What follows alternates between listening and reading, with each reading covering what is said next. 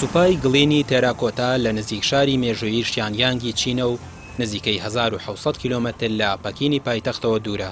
بۆ یەکەم جار لەلایەن چەند جوتیارێکی چینیەوە دۆزرایەوە و باسییان لێوە نەدەکرد چونکە پێیان وابوو دەبێتە هۆی هاتنە خوارەوەی بەڵای ئاسمانی بۆیان، بەمەش تووشی زیان و تاڵانکردن بوونەتەوە.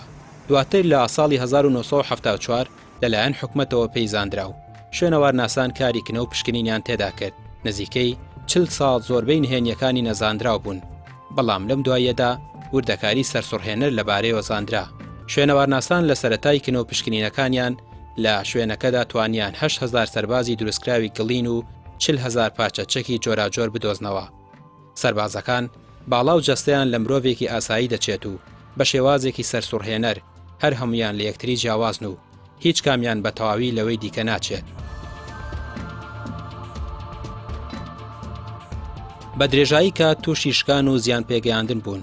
بە جۆرێک هیچ سەربازێک نەبوو کە زیانی پێ نەگەیشت بێت، بەڵام پسپۆڕان توانیویانە نزیکەی 2000یان نۆژەن بکەنەوە و لە شوێنەکانی خۆیان دابدرێنەوە و ئێستا وەک مۆزە خانەیەک بەڕووی سەردانیکەراندا کراوەتەوە. شوێنەوارناسان ئاماژە بەوە دەکەن کە ئەم سەربازانە بە گڵێکی تایبەت و بەدەستی چەند وەستایەکی هونەرمەند و شارەزا دروست کراون. ئەم پەیکەرسازانەش ژمارەیان 87 کەس بووە و هەر کام لەوانش تیمێکی دەکەسی لەگەڵیان کاری کردووە. بەم پێش دروستکردنی هەر سەربازێک نزیکەی مانگێک کاتی خەیاندووە.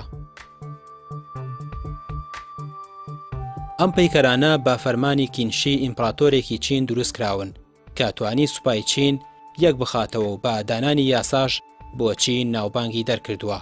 بەر لەوەی ئیمپراتۆر بمرێت دەست بە دروستکردنی کراوە و نزیکەی 37 ساڵی خایاندووە. هەموو سەربازەکان ڕویان لە ڕۆژهەڵاتە بە ئاراستەی دژمنەکانی ئەو کاتەی ئیمپراتۆریەتی چین. سەرچاو مێژوویەکانیش دەڵێن سەرجەم ئەو کەسانەی کاریان لە گۆڕستان و سەربازەکاندا کردووە بە نۆشینی ژەهر ناچار کراون و هەر لەوێشدا نێژراون بۆ ئەوەی شوێنی گۆڕستانەکە بە نەزاندراوی بمێنێتەوە.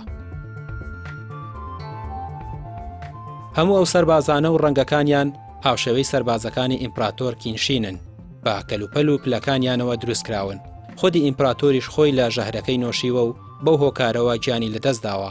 ئامانجی دروستکردنی ئەم لەشکرەش لەلایەن ئیمپراتۆرەوە بۆ ئەوە بوو لە ژیانەکەی دیکەدا کە لە پاش مردنە دەست پێ دەکات لە دوژمنەکانی بپارێزرێت. ڕێکخراوی یونسکۆ لە ساڵی 1987 سوپای تێراکۆتای لە ڕیزی میراتی جیهانی داناسان تا زیاتر پارێزگاری لێ بکرێت.